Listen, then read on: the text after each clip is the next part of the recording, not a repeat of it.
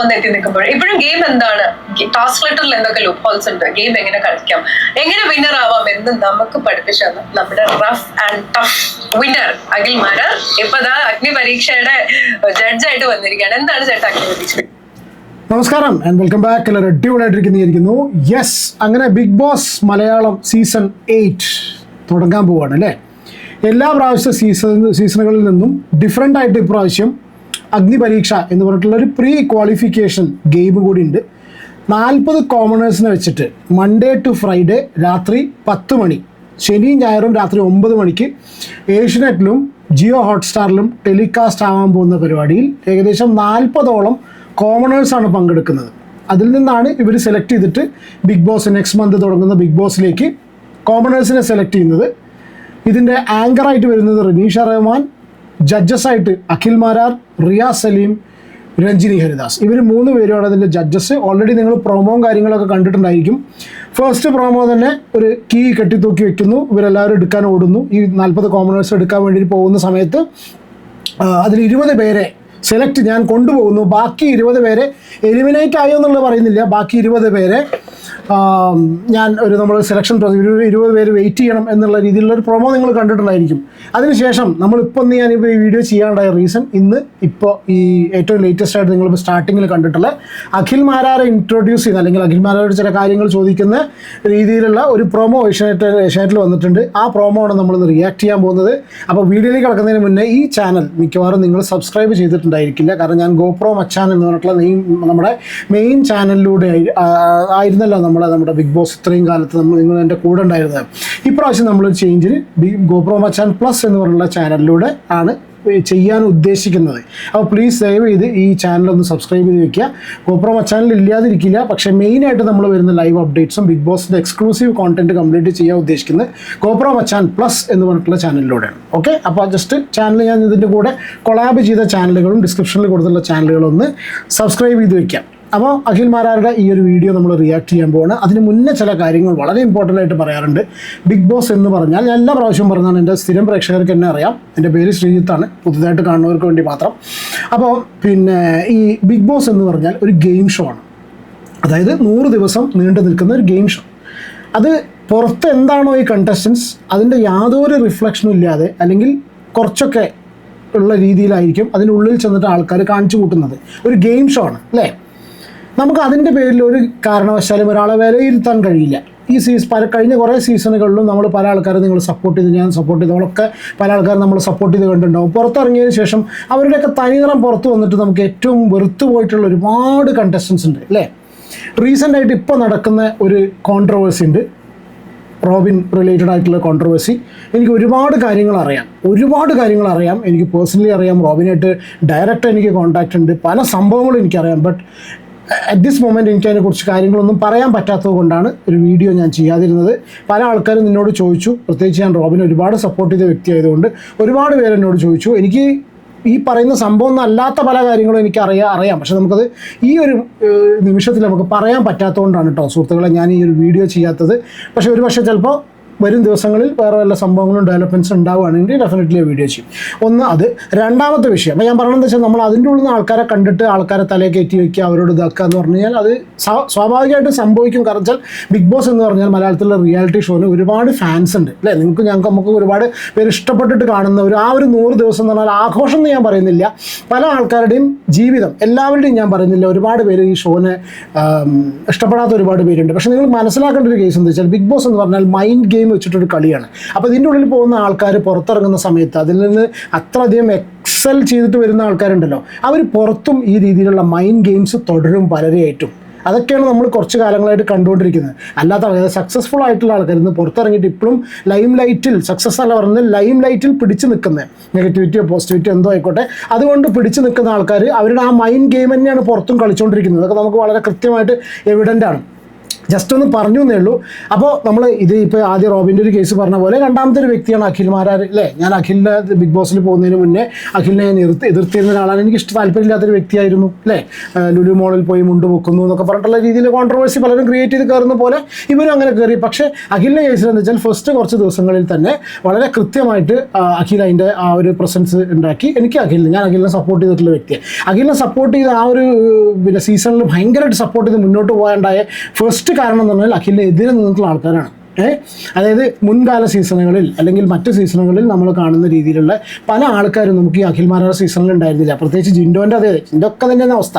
നമുക്ക് ആ ഒരു സമയത്ത് എനിക്ക് പിന്നെ നമുക്കിപ്പോൾ അഖിലിൻ്റെ സീസണിൽ അഖിലിൻ്റെ ഒപ്പോണൻസ് വളരെ വീക്കായിരുന്നു. അത് അഖിൽ മാരാറിനെ അനായാസം ജയിക്കാനുള്ള വലിയൊരു ഫാക്ടറാണ്. ഞാൻ ആ സമയത്ത് തന്നെ ഒരുപാട് കാര്യങ്ങൾ പറഞ്ഞിട്ടുണ്ട്. പക്ഷേ ആ ഒരു സീസണിൽ ഡെഫിനറ്റ്ലി ഡിസർവിങ് വിന്നറായിട്ടുള്ള വ്യക്തി ബിഗ് ബോസ് കണ്ടതിൽ വെച്ചിട്ട് ഏതൊരു സിറ്റുവേഷനിലും സംസാരിക്കാൻ നല്ല കഴിവ് ഉള്ള ഒരു ആൾക്കാരെ സംസാരിച്ച് ഇരുത്താനുള്ള കഴിവുള്ളൊരു വ്യക്തി തന്നെ നോക്കില്ലേ. പക്ഷെ ഒരു കാര്യം ഇത്രയേ ഉള്ളൂ, സംസാരിക്കാൻ അറിഞ്ഞാൽ മാത്രം പോരാ, നമുക്ക് എവിടെ സംസാരിക്കണം, എന്ത് സംസാരിക്കണം, എവിടെ നിർത്തണം എന്നുള്ളത് വളരെ ഇമ്പോർട്ടൻ്റ് ആയിട്ട് നമ്മൾ ശ്രദ്ധിക്കേണ്ട കാര്യമാണ്. അത് ശ്രദ്ധിക്കാത്തത് കൊണ്ട് പല കാര്യങ്ങളിലും വള്ളി പിടിച്ചിട്ടുള്ള വ്യക്തിയാണ് അഖിൽ മാരാർ. പ്രത്യേകിച്ച് എലക്ഷൻ റിലേറ്റഡ് ആയിട്ട് ഏറ്റവും കൂടുതൽ അവനവൻ്റെ നിലപാട്, ഒരു മനുഷ്യൻ എന്ന് പറഞ്ഞു കഴിഞ്ഞാൽ അഭിപ്രായങ്ങൾ മാറ്റം വരാം, ചില കാര്യങ്ങൾ മനസ്സിലാവുന്നതോടുകൂടി അഭിപ്രായങ്ങൾ മാറ്റം വരാം. പക്ഷെ അഭിപ്രായങ്ങൾ മാറി മാറി മാറി മാറി യാതൊരു നിലപാടും ഇല്ലാതെ സ്വകാര്യ ലാഭങ്ങൾക്ക് ഓരോരുത്തർ നിലപാട് മാറുമ്പോൾ നമുക്ക് ഒരു കാര്യം നമ്മൾ ഉറച്ചു നിന്ന് സംസാരിച്ചു പിന്നീട് അതിൻ്റെ സത്യാവസ്ഥ മനസ്സിലാക്കിയിട്ട് നമ്മൾ മാറുന്ന സമയത്ത് അതിനൊരിക്കലും ഞാൻ എൻ്റെ പേഴ്സണൽ ഇതിൽ നിലപാടില്ലായ്മ ഒരിക്കലും വ്യാഖ്യാനിക്കില്ല.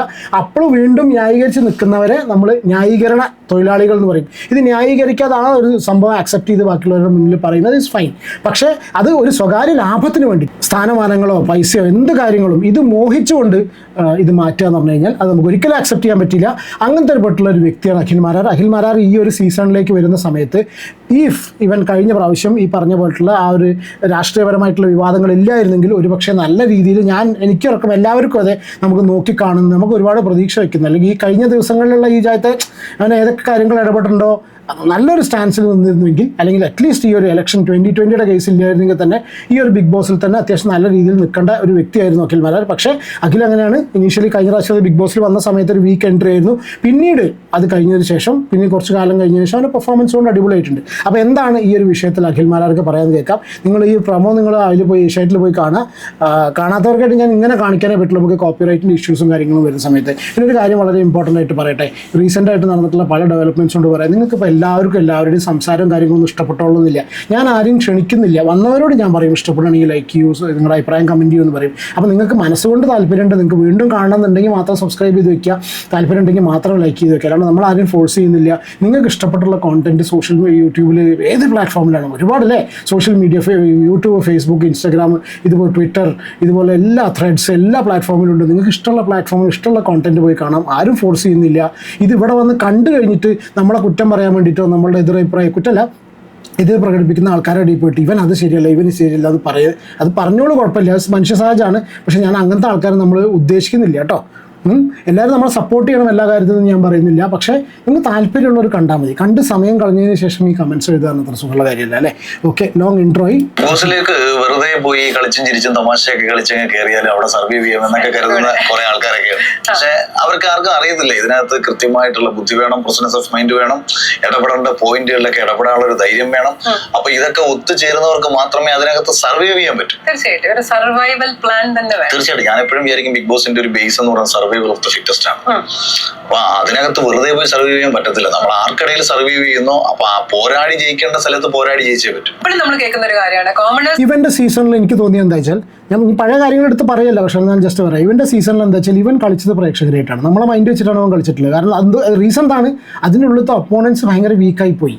ഇപ്പം ഞാൻ അങ്ങനെ പറയല്ല. അപ്പം അന്നുണ്ടായ ശോഭയാണെങ്കിലും കൂടി അനാവശ്യമായിട്ട് ഇവനോടുള്ള റിവെഞ്ച് മൂഡ് മാത്രം ഇതാക്കിയിട്ട് ആൾക്കാരെ വെറുപ്പിച്ചു. ഒരു കഴമ്പുണ്ടായിരുന്നില്ല. നമുക്ക് എന്തെങ്കിലും കാര്യങ്ങൾ എതിർക്കുകയാണെന്നുണ്ടെങ്കിൽ അതിനൊരു കഴമ്പുണ്ടെങ്കിൽ അപ്പോൾ അവിടെ പിടിച്ചു നിൽക്കാൻ പറ്റും.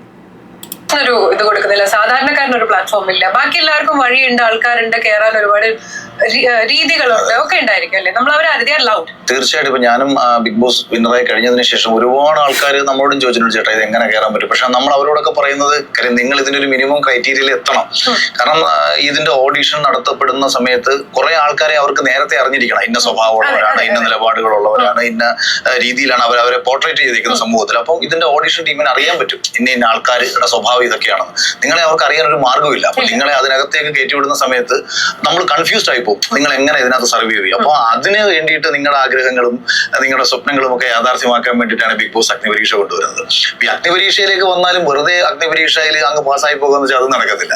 കാര്യം കയറാൻ പോകുന്ന സ്ഥലം അതികഠിനമാകുമ്പോൾ അതുപോലെ തന്നെ കഠിനമായിട്ടുള്ള വഴികളിലൂടെ നിങ്ങൾ പോകണം. ഒരർത്ഥത്തിൽ പറഞ്ഞാൽ മറ്റേ തീയിലൂടെ നടന്ന് നിങ്ങൾ വെയിലത്ത് വാടാത്ത അവസ്ഥയിലേക്ക് എത്തണം എന്നുള്ളതാണ് അഗ്നിപരീക്ഷ കൊണ്ട് നമ്മൾ ഉദ്ദേശിക്കുന്നത്.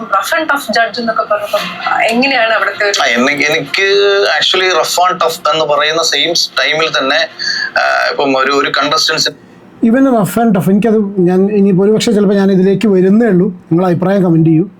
അത് ഓരോ ജഡ്ജസിന് ഓരോ ടാഗ് ഉണ്ട് തോന്നുന്നു അല്ലേ? ഇത് എനിക്ക് തോന്നുന്നു. ലൈക്ക് നിങ്ങൾ അഭിപ്രായം കമൻറ്റ് ചെയ്യട്ടെ. ഞാൻ വിട്ടുപോയി, സോറി ഫോർ ദാറ്റ്. ഇവനെ റഫ് ആൻഡ് ടഫ് എന്നുള്ള കണ്ടീഷനിലാണ് ഇവനെ വിളിക്കുന്നത്. കൃത്യമായി വിലയിരുത്തി അവരിൽ നിന്ന് എന്ത് ഔട്ട് പുറത്തു കൊണ്ടുവരാം എന്നത് കൂടിയാണ് ഞാൻ പലപ്പോഴും ഫോക്കസ് ചെയ്തുകൊണ്ടിരിക്കുന്നത്. ഒരേ സമയം തന്നെ അവരോട് ഞാൻ ടഫ് ആവുകയും റഫ് ആവുകയും ഒക്കെ ചെയ്യുന്ന സമയത്തും ഇപ്പൊ ചില ഒരാളിൽ ഒരു എന്റർടൈൻമെന്റ് സ്കിൽ ഉണ്ടെങ്കിൽ നമ്മുടെ ഷോയ്ക്ക് അതും ആവശ്യമാണ്. അപ്പൊ അതും നമുക്ക് പുറത്തു കൊണ്ടുവരാൻ പറ്റുന്ന ഒരു സ്പേസ് ഉണ്ടെങ്കിൽ അതും നോക്കും. എല്ലാ രീതിയിലും ഇവരെ വിലയിരുത്തുക.